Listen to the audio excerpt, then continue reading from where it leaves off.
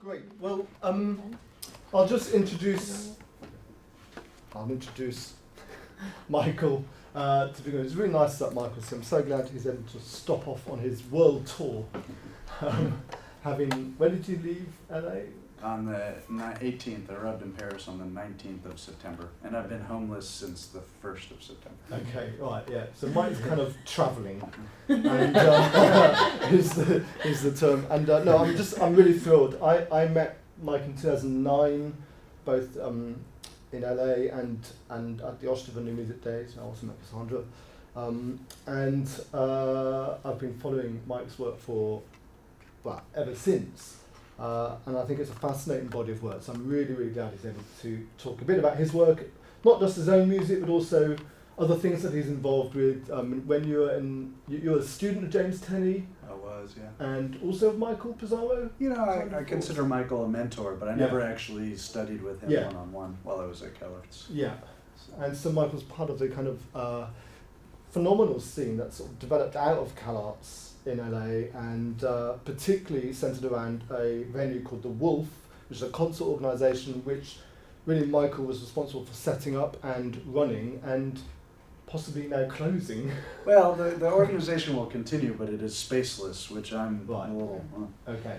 You know, but actually the Wulf, the resonances from the Wulf, I think, have had an international impact, and I don't know whether you're aware of that, but I think certainly in people that I meet all around the world talk about the kind of music that we're engaged in, talk about the Wulf and what's going on in LA as being a really important part of what we do in our community. So Michael, I think, is, if for nothing else, just simply so important for having facilitated so much good music and good conversations coming out of that scene. But his own music is fascinating and baffling and curious and wonderful. And I'm so glad also that tonight we're going to put on just a really informal, low-key sharing concert, if you like. Just a chance to hear some of Michael's music in St. Paul's. So if you're around and get some people along, just be a very nice chance to hear some of Michael's music live at 8 p.m. in St. Paul's. Michael's also going to play in this session, talk a bit about his own work and work of others. I should also say that your recent, you were editing and contributing a lot to the James Tenney book that's just come out, Collected Writings of James Tenney.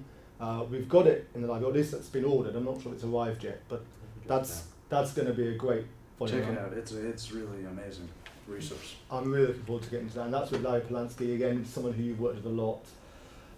So, I mean, that's enough, but simply to say I'm a fan. And I'm really delighted that you're here to share. So I'm looking forward to hearing what you're going to say. Well, now that Philip's, now clearly I got Philip fooled, I'll try to fool you guys, but maybe I'll also at the same time bring the bar down. But a very, very big thanks to Philip for having me, and it's great to see, for David and Cassandra, I've somehow known for a long time and known of a long time, but this is really only a second or third meeting to some extent, but we've been in touch. And so I'm really happy to be here, and there's kind of a bunch of things that I'll blab about. I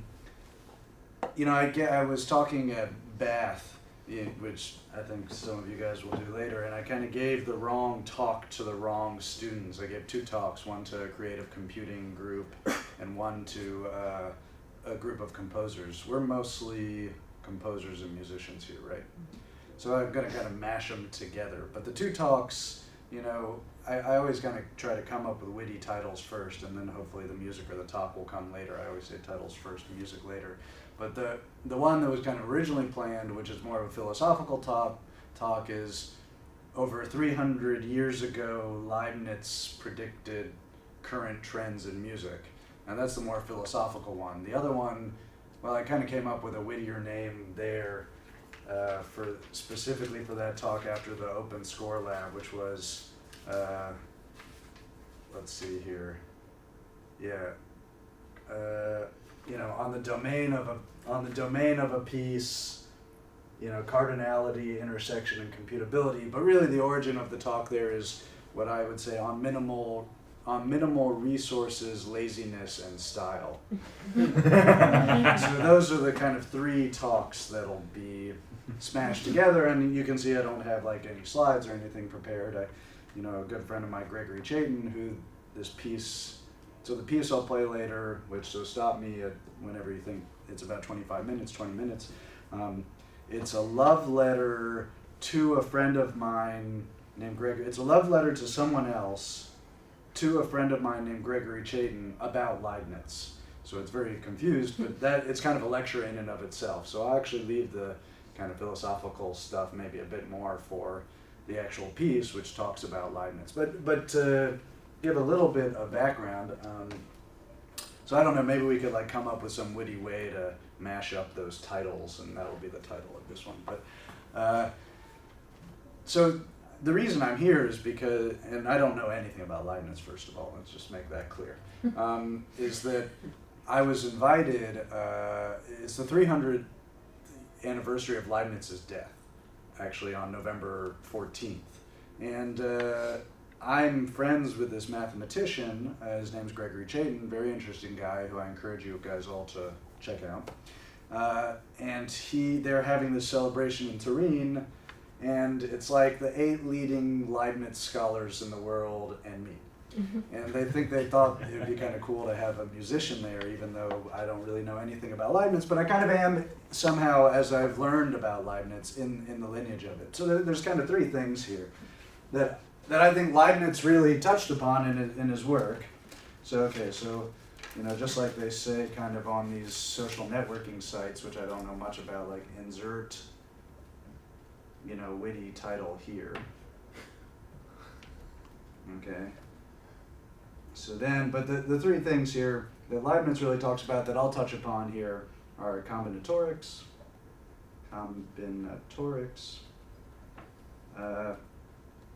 going to actually do these in reverse order. Harmonic Space, which I'll talk about James Tenney a little bit, and we'll just go as long as we can until I have to perform, and then we'll stop. And then computability. I'm going to start with the 3rd one, computability.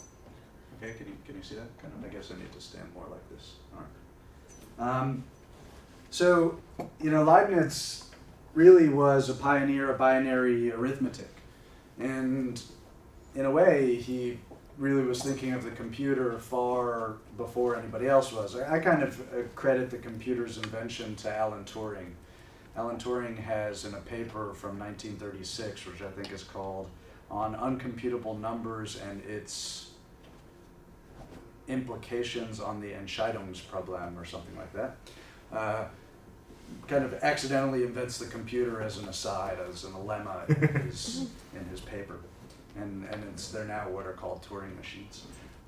But Leibniz really has a lot of writings that, he basically is saying anything can be done with ones and zeros. Kind of what is now often called digital philosophy. And I'm not saying this is the way the world is, but I'm saying if you take the conceptual step that everything in our world is computable, you can kind of come up with some interesting ideas and things to think about. And for me, has really fueled a lot of my recent music. So basically, like I'm coming from a standpoint where everything is computable, we live in a computable universe, all our music is computable. I'm really at my core an algorithmic composer. Now, I have a lot of really open pieces, but I also consider those algorithmic in some way. They're kind of prompts to action, where we are the subroutines, and I often joke that I don't need to program computer programs because I am one. So that's kind of in my thinking, even in my more open works. But Leibniz, I think there's a really interesting one-liner in Leibniz, which is in verbatim in the piece that I will play given, but I'll kind of summarize it, which is that, let's say you have a bunch of points. Okay, let's say that we've got a function here. Maybe this is time, like music, and this is, f of t, and you plot a bunch of points, okay? Random points. Okay, so he has this really beautiful line. It's in his Discourse on Metaphysics, which was named Discourse on Metaphysics posthumously, but he says, well, you know, if you have a point of line, there's always going to be an equation or a rule, you know, that's common to all those points in the line. But if that equation is just as complex as the points themselves, if those points are complex, then you don't have any order, you don't have any law. And then he goes on to say that God has chosen the most perfect world, the one which is simplest in hypothesis and the richest in phenomenon. And so what he's saying here is he's kind of giving a really beautiful definition of structure, which is that something that has structure is something that can be compressed. So something that, you know, for example, like if I were to write a computer program that generated me, I'd probably take the easy way out, cut myself in half and say generate this half first, then duplicate it on the other half with the mirror image and then make the necessary changes. So you would say actually that the computer program that generates me is significantly smaller than myself, and therefore I have redundancy and I am a structured soul. So this is something, again, that has been, you know, I think as musicians we're dealing with all the time, and has been, you know, a big way of thinking in my own work, and then I'll kind of relate it back to James Tenney later. So that's the general Leibniz story, okay? That's kind of as much as I'll go into the computability thing. I guess I'll play a piece now. Now I'm going to go to the combinatorics stuff. We're going to jump around. Oh yeah, now I can switch it if I go to PC, right? Yeah. If you really don't have much to do, here's my website. I recently redid it. Heartbreak sometimes makes people very productive. You get a new website and a couple pieces out of it. So I'm out of the woods now, so I'm no longer working on the website, but it's helpful. Okay, let's see. I got this new piece that I like. It's called Tergiversate. Let's see, I'll start playing it.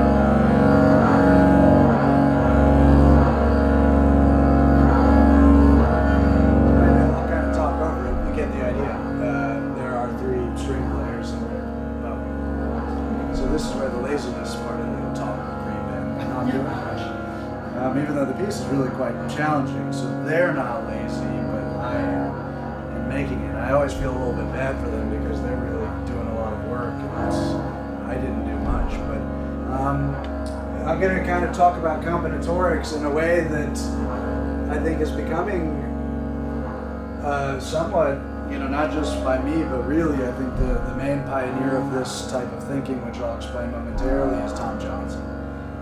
Tom's a huge influence of mine and is a very wonderful composer, a very sweet guy, and he's also married to one of the most important radical anarchist, atheist,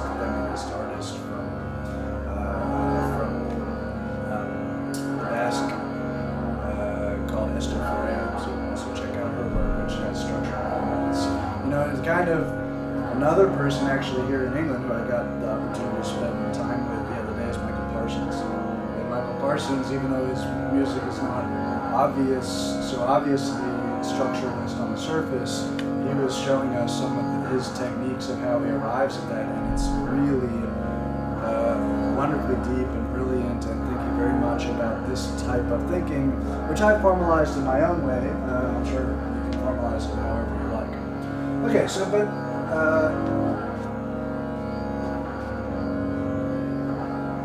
so they're just bowing back and forth.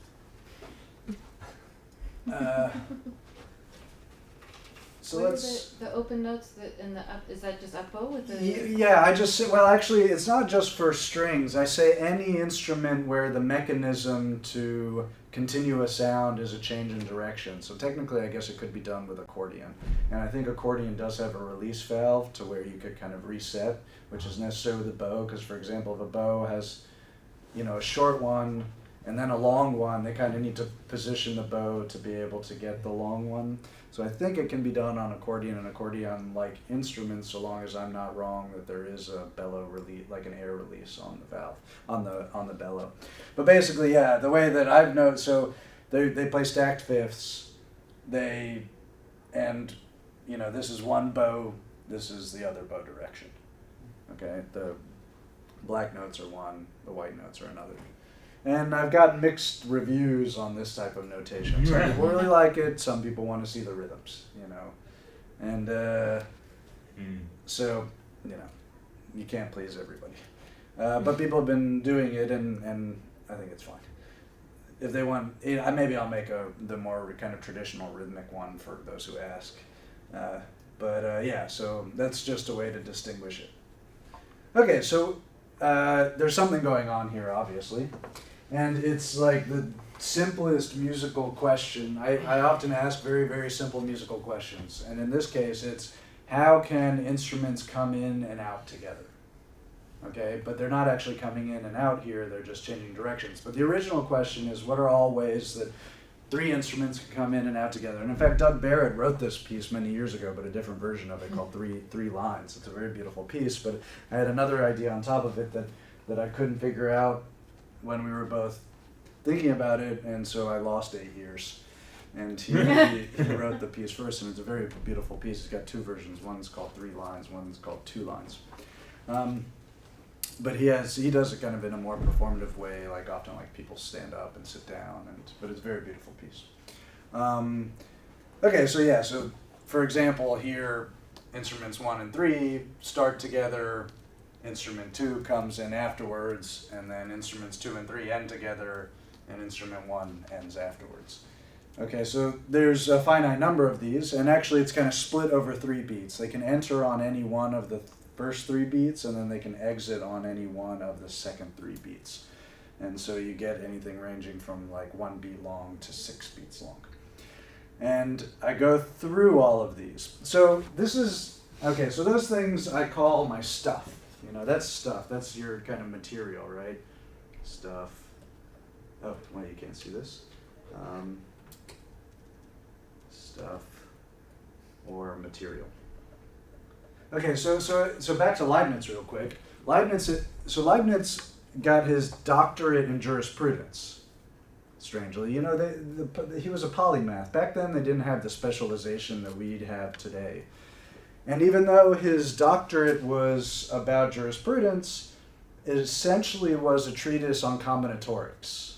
Okay, so it basically was like, the idea is if you have to prove something in court, it's going to be some combination or permutation of some set of prior facts.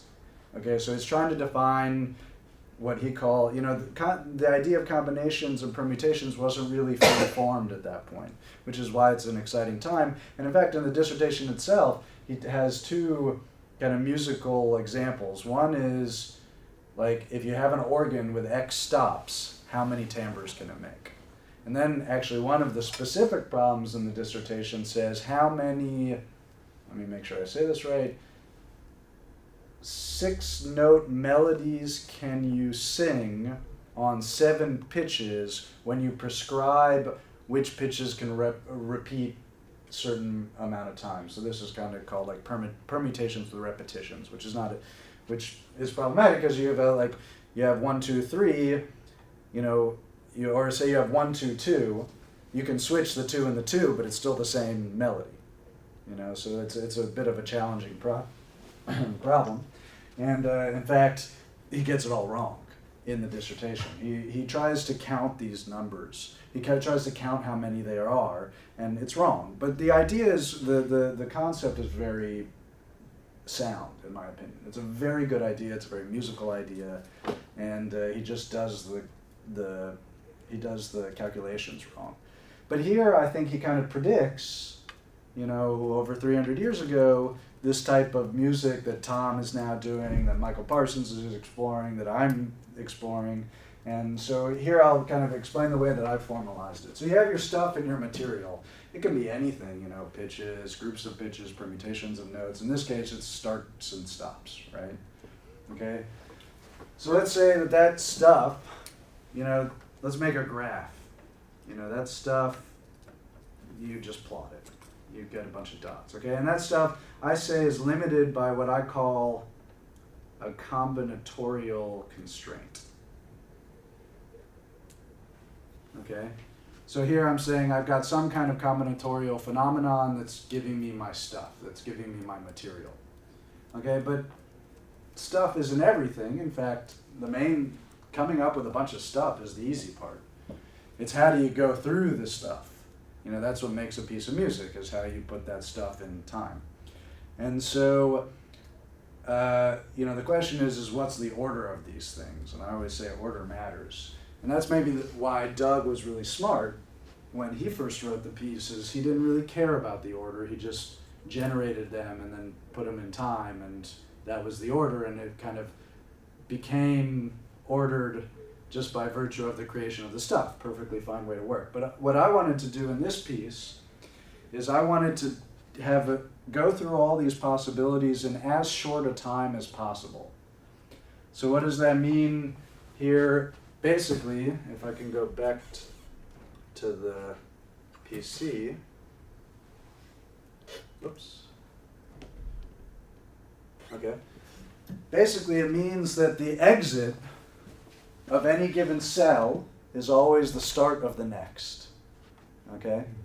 This is actually a thing called a Debruyn sequence. It's the fastest way to hack a combination lock. Okay? So let's say you have a combination lock that's got a four-word code, and your alphabet, let's say, is 4 letters, 1, 2, 3, 4. Well, what you want to do is you want to make sure that every 4-letter word you try overlaps 3 letters with the next word that you try. So here, if you have 1, 1, 1, 1 as one of the combinations that you try, you want the next one to be 1, 1, 1, something else. Let's say 1, 1, 1, 2. So that in 5 letters, you're trying 2 words, 2 4-letter words. And in fact, you can do this on and on and on until you've tried all the words. It's called a Debruyn sequence. So I've kind of got a Debruyn sequence that's got a big alphabet, but only 2-letter words here. Okay, so that's what I got stuck on 8 years ago when Doug wrote the piece, and took me a while to figure out. So that's another thing that kind of shows you that it's not the stuff that defines a piece. It's how you go through it. And this was a particular way that I went through it. So that type of thing, so now back to, I love these little writing things. I do too. But now I lost my pen, or his pen. There's another one. Here it is. It's exactly like Okay. So what do I say? I put here on it. How am I doing on time? I'm okay. Right? I put on it what I call here. So this is kind of level 1. This gets you your stuff, and here level 2 I call. And here we can even abbreviate it, since that's like the cool thing to do when you do research. Local morphological constraint. Logical constraint. We'll call this the LCM. LMC. Okay. Okay, so here what I'm saying is, how am I relating things adjacently? Here I'm inducing essentially edges on the graph, right? And I'm saying any two things are connected in my piece, tergiversate, for example, if they have this, if they satisfy this requirement that the end is the same as the beginning as the next. So again, so now this, I have a structure. And this a graph is by definition a structure. And I think that's pretty cool. But this is out of time, right? So I still haven't come up with anything, but I've imposed some sort of relationships. And in fact, we do this in music all the time, like in functional tonal harmony, you know, they have like that graph that you learn in year one that's like one chord can go to a 2 or a 4, and then 4 can go to a 5, and then 5 can go to a deceptive X or whatever, and then that can come back to a 1. I mean, basically what they're doing is they're inducing local morphological requirements based on, I guess, you know, phenomenology there. You know, what resolves to what, or what adds tension and then resolves. I think that's exactly kind of what happens in the, you know, to trivialize all of Western harmony. That's part of it. Okay, but here, so that's the analytical side. Now back to the generative side.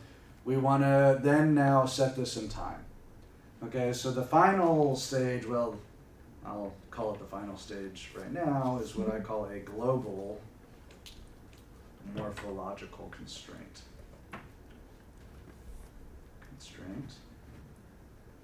So here this is GMC.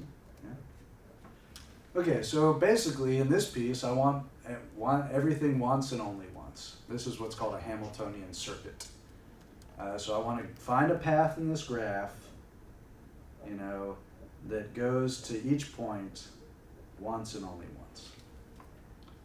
Okay? So this is kind of how I've formalized this way of working. It's just one of many, you know, take it or leave it, change it. I hope, you know, you guys can maybe even come up with better ways to formalize it. But I kind of realized after I was doing this in a lot of pieces that this is what I was doing and this is how I saw it. Okay, so here's where the laziness comes in. So, you know, I do this over and over again. This is something that contributes kind of to my compositional toolkit. And actually, a really great contemporary of mine in the LA scene is named Scott Kazan. Check out his music. He's really wonderful electronic music artist, but also does stuff for instrumentalists. And he kind of, I said, well, he said, what are you working on these days? And I'm like, oh, I'm working on this new piece, but you know, I'm actually kind of doing things that I've done before, and I'm feeling a little bit lazy. And he goes, no, man, that's not laziness, that's style. You know, so it's actually the things that you do over and over again that actually contribute to your style. And I think like the king of this is Phil Niblock, of course, who's kind of like been exploring this very narrow area for some, you know, 4 or 5 decades. But actually what you notice is that that area is a vast expanse in and of itself. And it's actually not that he's lazy, it's that his style has led him to kind of open up a universe that, you know, you wouldn't necessarily see if you didn't narrow the focus so much. So I'm a big fan of Phil's music, and I think that that type of attitude, and also with the Wulf and community, has had a profound impact on me. Okay, but now I'm going to stop talking about myself for a second and talk a little bit about Jim Tenney and Larry Polanski. So I'm just trying to connect the dots here. Okay, so and the reason, so I kind of was composing like this. I knew that Jim was an influence. I knew that Tom was an influence, and that we were doing related things. And then to find out kind of post facto that Leibniz had thought about this many, many, many years ago was also very interesting. And so this is what led me to the piece that I'll play later. But actually, so check out this book. It's called From Scratch. I guess I should make sure I'm over here. It's the collected works of James Tenney.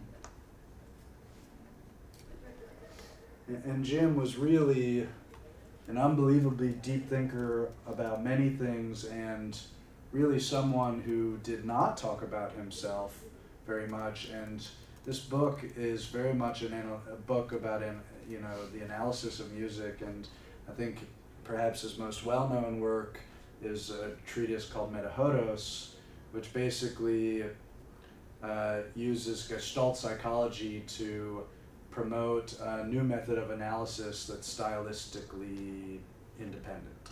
You know, or stylistically, what would you say? Kind of not agnostic, but you know, doesn't care what style it's analyzing. And so that's a really wonderful read, and important. And you can read it in like an hour or two. It's short, but in this book, there's also other writings that have not been published, some things that have been published, but Jim writes this. So Jim kind of gives a definition of form, and in fact one of the articles is a revised version of his entry for the Grove Dictionary or something, which is a definition of form. It's amazing, like in the Grove, or I can't even remember what publication is, there's a definition of form that they asked Jim to write, but that was somewhat boned down, and in this book I think is his more fleshed out version, but I'm going to use the small version, which is form is two things: shape and structure. I wish I could find this quote. I'll paraphrase it. And it's in,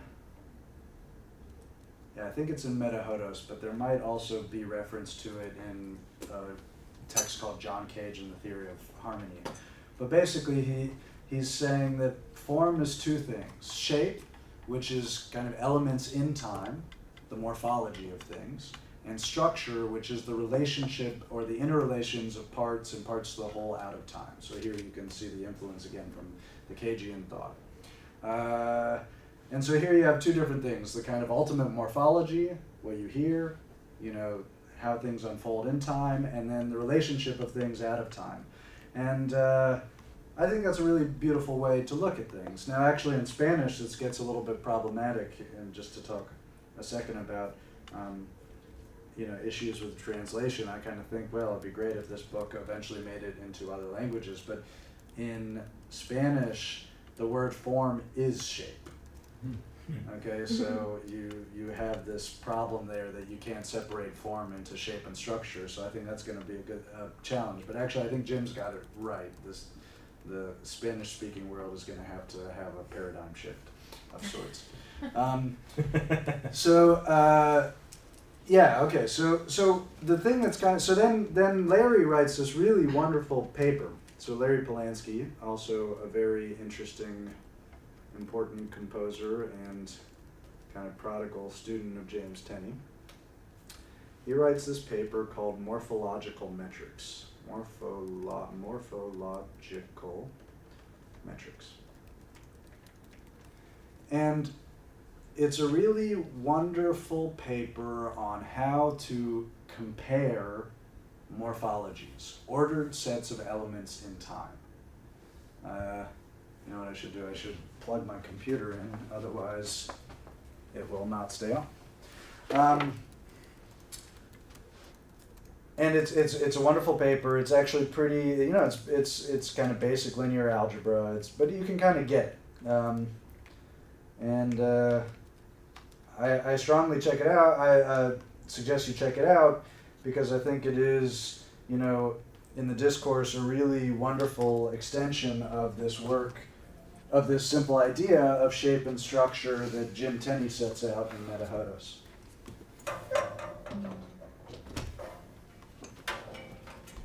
I like here that in England plugging in it is not enough. You then have to flip the switch. There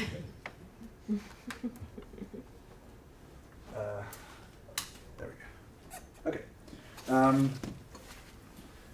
So, you know, what is the morphology of things? Well, again, it's that path I was talking about. So, when I kind of arrived at this formalization of things, I thought, well, this is kind of nice because you kind of contain Jim Tenney's idea of shape and structure and you consolidate it. The structure is the graph itself and the shape is the path on the graph. It's just one way to look at it. I'm not saying this is the formalization of James Tenney's idea of form, but this is a nice formalization where you satisfy both those things. And it was the way I was working, and then I kind of realized, oh, it's all coming together. Here's, my influence from Jim, from Tom, and here's this idea of form, and this was satisfying that all along. I mean, I came to this formalization after I was working like this for some time. So that's what kind of led to my personal theoretical work for my dissertation, which was then, well, I thought I could write the kind of sister paper to Larry's paper called Structural Metrics, which is the title of my dissertation, but is not really about structural metrics. So Larry gives out ways to, which I'm not going to get into, I suggest you read the paper, to compare morphologies. So I originally set out ways to compare graphs, where graphs were a representation of the structure of the piece. And then I got into all kind of deep philosophical and epistemological questions, which is why the then dissertation got a subtitle, which all great research needs, which is an epistemological survey. I can't even spell it anymore. Epistemological survey. And this is where I come back to Greg Chaitin and Leibniz, is that I realized that actually this graph stuff wasn't really working to compare structures. If you really want to compare a structure, if you really think you understand an object, I'm going to just gloss over this, what you want is the smallest computer program that will generate that object, maximal compression. Because the smallest computer program that generates an object means you've ironed out all the redundancies. You have a total understanding of it. And then you would compare, if you wanted to compare two structures, you would compare the sizes of these two smallest representations. So here we're talking, you want the maximally compressed version of two objects, and if you would compare it, you compare the sizes. Turns out this is impossible. And that's what brought me to the work of Gregory Chaitin, because he shows in his work why that's impossible. And that's why I kind of then realized, hey, actually, this is like a nice proof of intuition and inspiration. This is what musicians do all the time. We trust ourselves, we trust our ears, and then we come up with, whole discourses of, graphs with one, Roman numerals. But it's based on how we hear. It's based on phenomenology, which is actually a really smart way to work. It kind of alleviates the pressure of finding like some kind of objective ideal. And that's actually, I think, what being a musician is about. Is those gray areas where things become clearly subjective.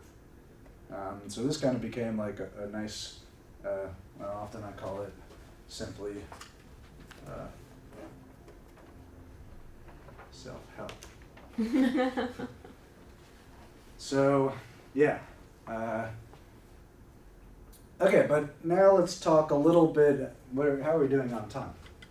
I'd suggest that you do the playing In like 10 minutes, 10 maybe, or minutes, 5 minutes? yeah. Okay. Okay. So I'll wrap the talk up, and then basically you're going to get the talk again, because it's in the letter, and basically I'm saying the same thing in the letter that I just said. So you get it twice, just in case you missed it. But that so Leibniz here really talks about this idea of structure, compressibility, representation, binary representation, and really, I think is thinking of a computational universe. Turns out, and then before that he was talking about combinatorics, that view of structure. So, and then where you see this type of graph paradigm come up again is in James Tenney's work, is in his idea of, I guess, what he calls harmonic series aggregates or harmonic space. Okay, so who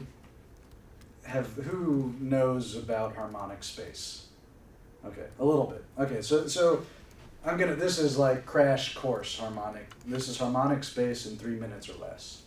Okay, so the idea here is that we actually resolve any harmonic relationship into some simple set of frequency ratios. So for example, an octave is 2 to 1, a perfect fifth is 3/2.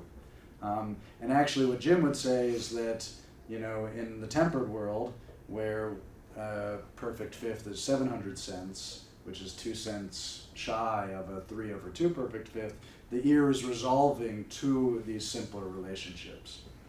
So Jim has a whole theory of harmonic space, which is based on the prime numbers that represent the frequency ratios. And the dimensions of a given harmonic space are the prime components, and a walk out into the space is the exponents of the prime. So for example, if you have 1 to 1, let's just build one axis of it here. You go up a fifth, and then up another fifth, it's 9 to 8. Okay, I'm not even building one axis. Another one here might be 5 to 4, that's the third, okay? Another third on top of that is what, 25 to 16, is that correct? Okay, this is just 2 dimensions of it. But so here the prime number is 3 in this dimension, okay? And this is essentially 3 to the 1, 3 to the 2, and then the lower number just busts it into 1 octave. Yeah. Okay, so here the prime number is 5. So this is 5 to the 1, 5 to the 2. So actually, you know, even though a fifth in linear pitch space is about, you know, further than halfway to the octave, in harmonic space, these are very close. And so the idea here is that harmonic space gives a phenomenological representation of how we hear.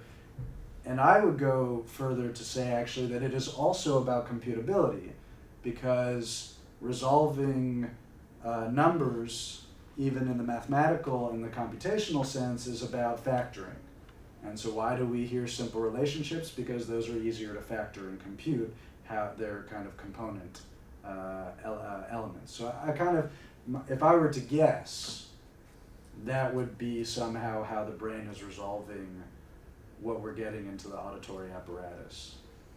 Is that, you know, we kind of get this sense of distance in harmonic space, and then we break it down based on prime numbers. And that's why, you know, there's this idea of tuning tolerance, that once you get into the ether beyond what our brains can factor, we just resolve it to some simpler set of frequency ratios. If you want to know more about this, from scratch is the way to go. But I just wanted, I mean, my spiel here is really just to kind of throw as much out there in hopes that someone can kind of pick up something and run with it and actually misinterpret it or understand it in a way that's going to come up with the next great theory, you know, because that's kind of how it all works. Okay, so now you'll get it all again.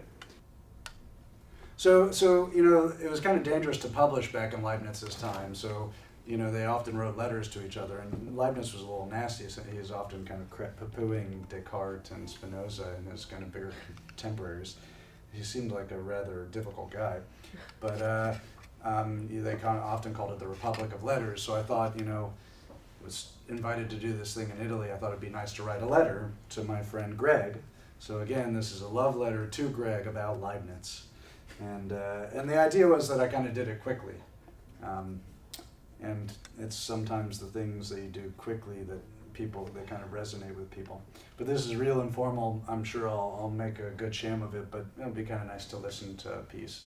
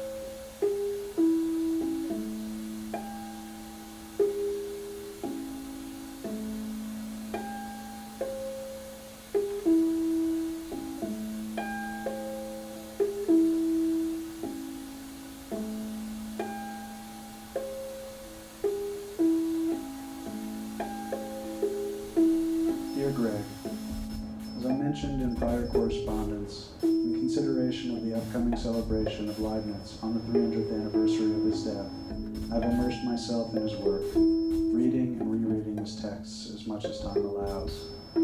His oeuvre is so voluminous that I fear even by the time we meet in November, I will have only scratched the surface.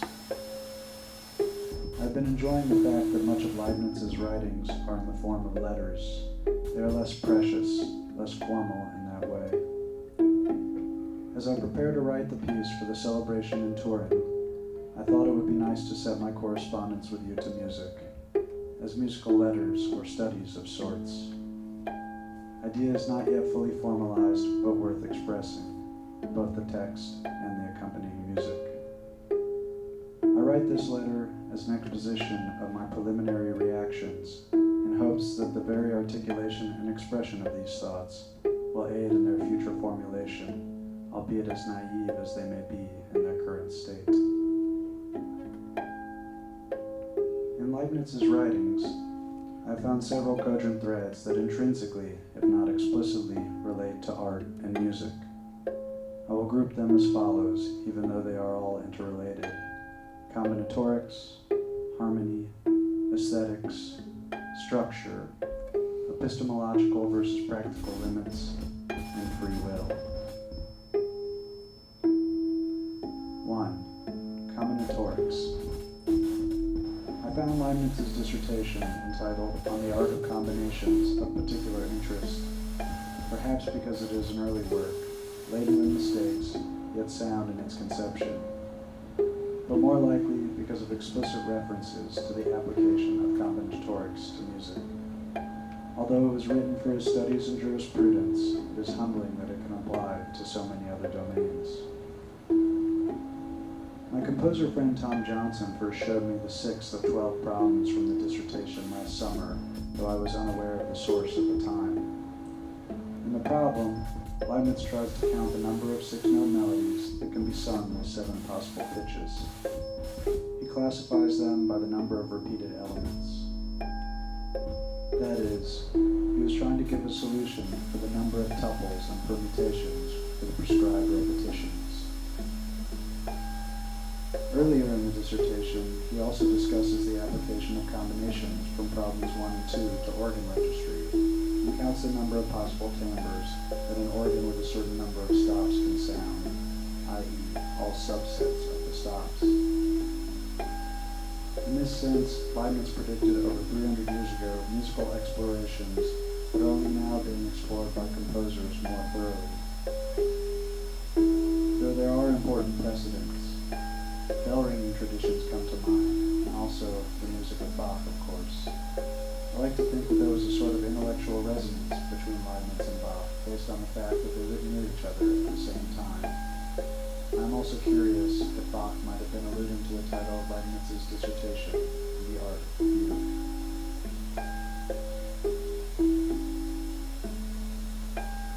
2. Harmony.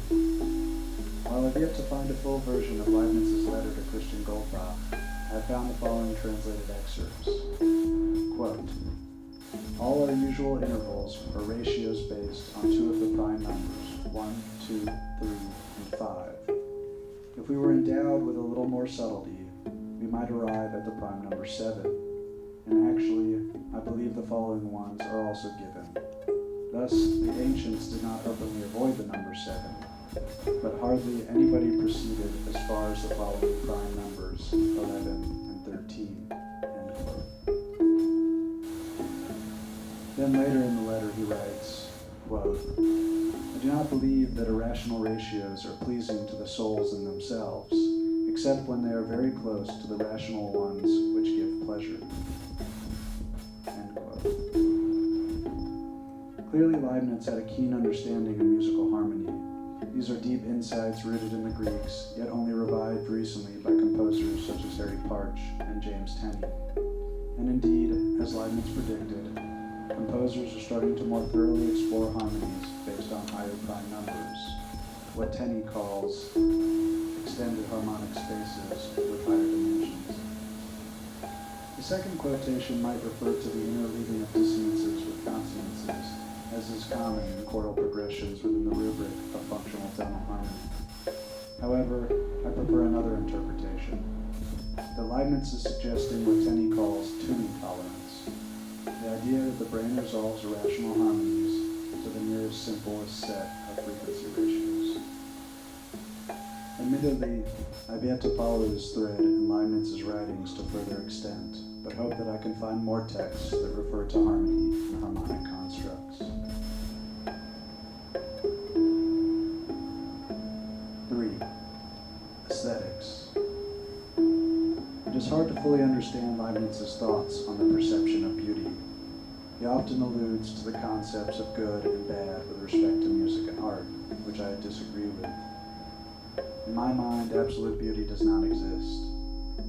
People who believe in it are actually referring to status quo.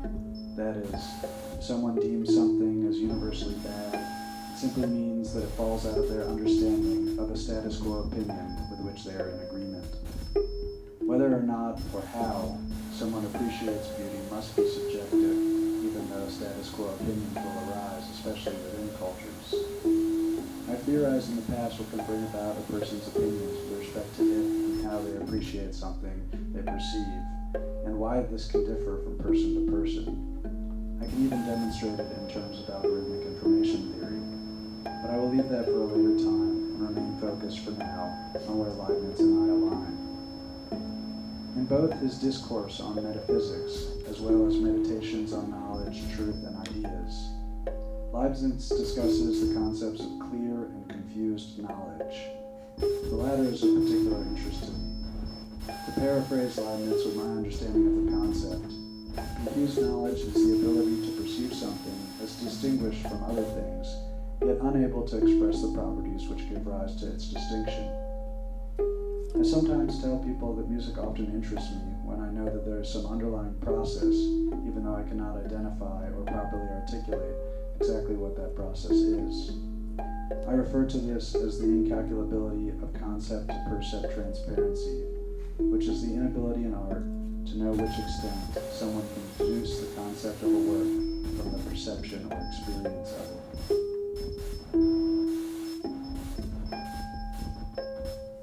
4. Structure. Leibniz's discussion on the relation of parts to other parts and to the whole, an example of which I will give later with respect to epistemological versus practical limits, is almost found verbatim in the composer John Cage's definition of structure. However, Leibniz had even more radical thoughts pertaining to structure. As you have pointed out in your own writing, Leibniz basically predicts algorithmic information theory with the following quotation from his discourse on metaphysics. Quote, "If someone traced a continuous line, which is sometimes straight, sometimes circular, and sometimes of another nature, it is possible to find a notion, or rule, or equation common to all the points of this line.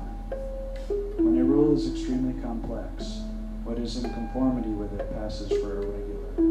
But God has chosen the most perfect world, that is, the one which is at the same time the simplest in hypothesis and the richest in phenomena." End quote. This statement is essentially synonymous with the fundamental tenet of algorithmic information theory. The vast structure of the computer program that generates a given object is smaller in bits than the object itself. It is this idea, perhaps more than others, that I would like to follow as thoroughly as possible in Leibniz's work to better understand its genesis. 5. Epistemological versus practical limits. In the dissertation, Leibniz writes, quote, "The concept of parts is this. Given a plurality of beings, all of which are understood to have something in common, then, since it is inconvenient or impossible to enumerate all of them every time, one name is thought of which takes the place of all the parts in our reasoning to make the expression shorter. This is called the whole. But in a number of given things, whatever, even infinite, we can understand what is true of all, since we can enumerate them all individually, at least in an infinite time. It is therefore permissible to use one name in our reasoning in place of all, and this will itself be a whole."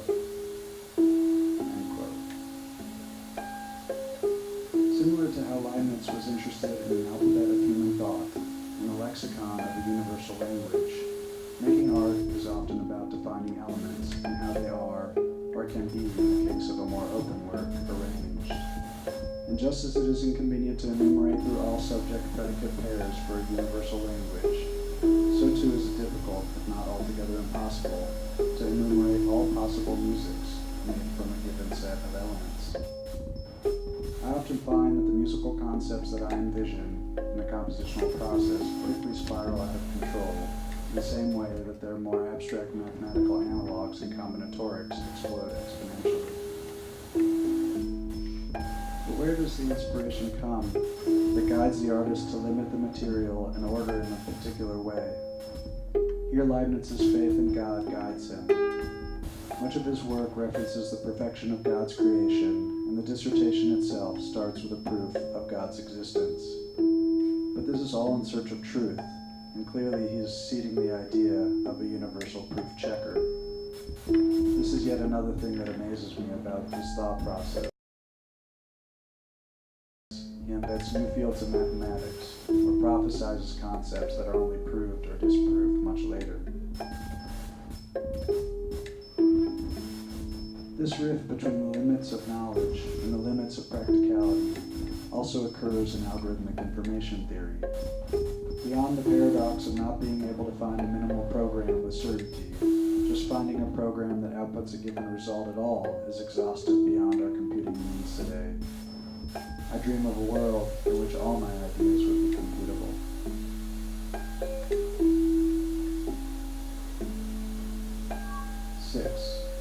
Free will. The riff I discuss above also gives me a great deal of faith in intuition and inspiration, and that my intuitive decisions are the very computations I am interested in making in machines. But what is choice? Leibniz believes that all true predicates are contained within a given subject. This is yet another idea where Leibniz and I have independently aligned if I interpret his thoughts correctly. I believe he suggests that because you are unaware of the future, despite its containment in the subjects of the world, that whether or not there is free will does not matter. I have referred to this as the illusion of choice in my own writing, and suggests that the very same thing I interpret in Leibniz, that in any world, determinate or not, there is no difference between choice and the illusion of choice.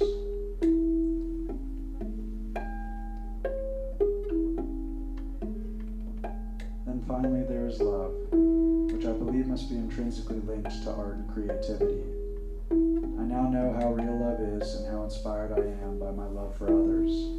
Just as art is a confused knowledge, so too is love. My body and my senses inform me of its presence and of its loss from another, but my mind cannot explain the reasons for these visceral distinctions. I imagine Leibniz has somewhere discussed, but I now understand, that all I do is for love, and that every ounce of my creative energy is for that love to be reciprocated. With best regards, Michael Winter, Los Angeles, January 23rd, 2006.